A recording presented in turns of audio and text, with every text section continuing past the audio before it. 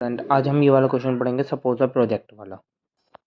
इसमें हमारी क्या है कि हमें रिक्वायरमेंट जो दे के कैश लेआउट जो दे रखा है, मतलब जो कैश जाना था वो 20,000 था, बट लेकिन हमारी कुछ टर्म्स हैं जो हर एक ईयर्स में आई। कैश इनफ्लो जो हुआ वो हमारा हर एक साल में हुआ। पहला हुआ 8,000, दूसरा हुआ 4,000, नहीं 7,000, फिर 4,000, फिर 3,000। अब हमें इतना पूरा करना है कि हमारा 20,000 हो जाए, ठीक है। तो उसके लिए हमें कैसे करेंगे?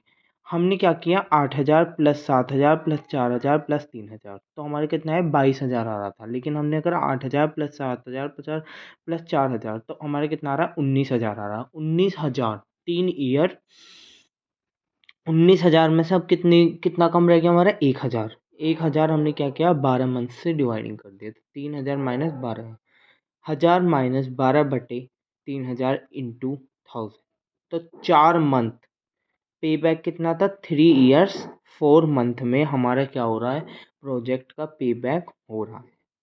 ठीक है, ऐसे था ये क्वेश्चन। अब हमारे कुछ फॉर्मूले हैं। पहला है डिस्काउंट पे बैक, जिसमें CO cash outlay divided by discount cash flow. Net में क्या होगा, present value of future cash flow minus initiative cash outlay. ठीक है।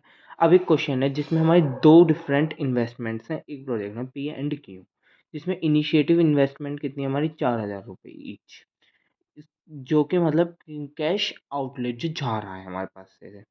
कैश फ्लो जो हो रहा है वो हमारा कुछ इस ईयर में हो रहा है P में एंड Q का। हमें निकालना है अपॉर्चुनिटी वैल्यू जो दे रखी है, हमें 10% दे रखी है। अब हमें निकालना है कि हमारा कौन से तीनों ईयर्स से कि कैसे कैसे कैलकुलेटिंग होगी और कौन से मेथड से हमारा बेस्ट रहेगा। तो हमारा CO कैश जितना हमारा जा रहा था वो क्या आ गया हमारा P और Q का सेम था, तो माइनस में है। C1 C2 C3 C4 दोनों में अलग अलग दे रखे हैं, वो हमने गिवन। ये सब चीज़ें अभी तक हमारी गिवन थी। अब हमने क्या किया, डिस्काउंटिंग निकाला। अपॉर्चुनिटी कॉस्ट हमारी कितनी है 10। डिस्काउंटिंग वैल्यू कैसे निकालते हैं, 3,000 इंटू हर एक साल मिल रहा है, तो मतलब फ्यूचर वैल्यू मिल रही है PVF का 10% का 1 ईयर। तो हम PVF टेबल में देखेंगे 10 का 1 जो आएगा 27 आ रहा है। ऐसे ही 2 का देखेंगे, ऐसे ही 3 का देखेंगे, ऐसे ही 4 का देखेंगे। ठीक है। अब हम इन दोनों को ऐड ऑन कर रहे हैं, तो हमारा क्या रहा है 2 ईयर्स में। सिंपल कैश फ्लो तो हमारा सीधा निकल रहा है 2 ईयर्स में हमारा 4,000।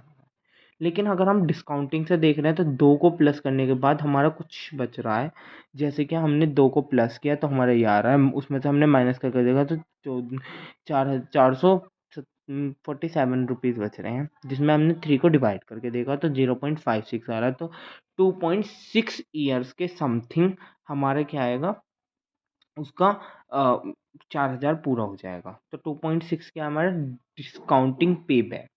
और NVA कैसे निकालते हैं, C1 C2 C3 और C4 चारों को प्लस करके उसके बाद जो हमारा CO जो माइनस हमें इसमें प्लस करना है, तो वो हमें कितना है माइनस में, तो प्लस माइनस माइनस, तो हमारा क्या रहा है 987। ऐसे ही हम क्यों का निकालते हैं। ठीक है। अब हमारा नेट प्रेजेंट वैल्यू होता क्या है, नेट प्रेजेंट वैल्यू एक डिस्काउंट कैश फ्लो का मेथड है जिसमें रिकग्नाइज होता है हमारा टाइम का और वैल्यू ऑफ मनी का। इसमें कुछ फ्यू स्टेप्स हैं। पहला है cash inflow should be forecast. Cash inflow जो है वो एग्जाम्पशंस के बेस पर होता है और वो फोरकास्ट बढ़ता है। डिस्काउंट रेट और अपॉर्चुनिटी कॉस्ट कैपिटल को क्या कहते हैं हम, rate of required. Present value of cash flow is calculating using opportunity cost और डिस्काउंट कॉस्ट।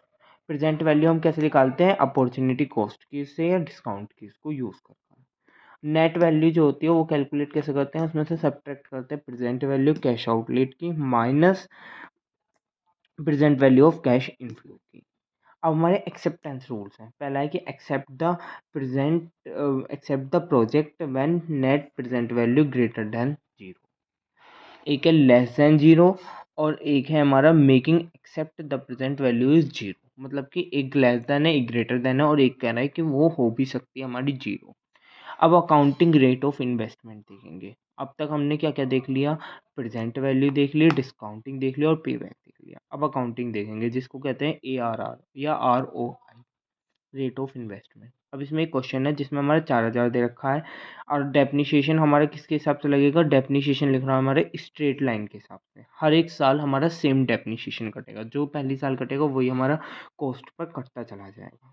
हर कॉस्ट पर ऐसे ही कटेगा। ठीक है। हमारा टैक्सेशन कितना है 50%। और इसमें हमें क्या करना है, कैलकुलेट करना है AR। EBIT दे रखा है 10,000, 12,000, हर एक साल का लग जाएगा 14,000, 16,000, 20,000। डेप्रिसिएशन हमारा सेम कटेगा, 8,000 रुपये कटेगा। क्यों?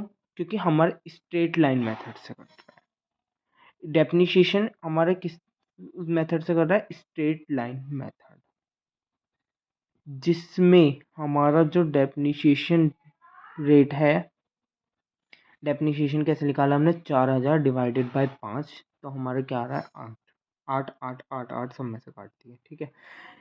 EBIT क्या निकाल रहे हैं? 1 - सेकंड में निकाल रहे हैं, तो हमारे यहाँ गया। टैक्सेशन हम कैसे निकाल रहे हैं? इसका आधा बिल्कुल, EBIT का। EBIT निकालने के बाद जब हमने इसका आधा निकाल दिया, उसमें से फिर हम क्या करेंगे? EBIT माइनस टैक्स, तो हमारा ये निकल ही आएगा।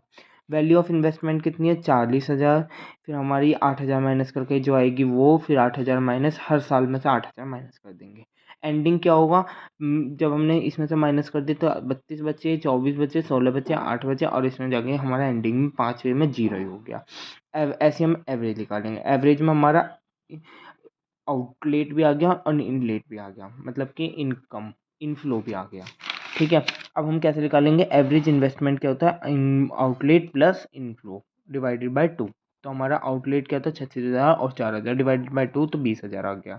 एवरेज इन्वेस्टमेंट आ गया। एवरेज इनकम क्या होता है हमारा? EBIT, जो हमारी क्या है? हर साल की थी, तो वो टोटल कितना था? 16,000 डिवाइडेड बाय 5 साल का था, तो 3200।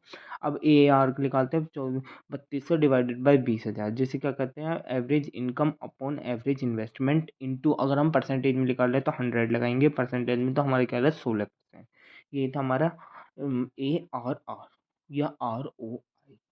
Thank you so much. Please like subscribe channel. हम नेक्स्ट वीडियो में समझेंगे, कोशिश करेंगे और पार्ट्स।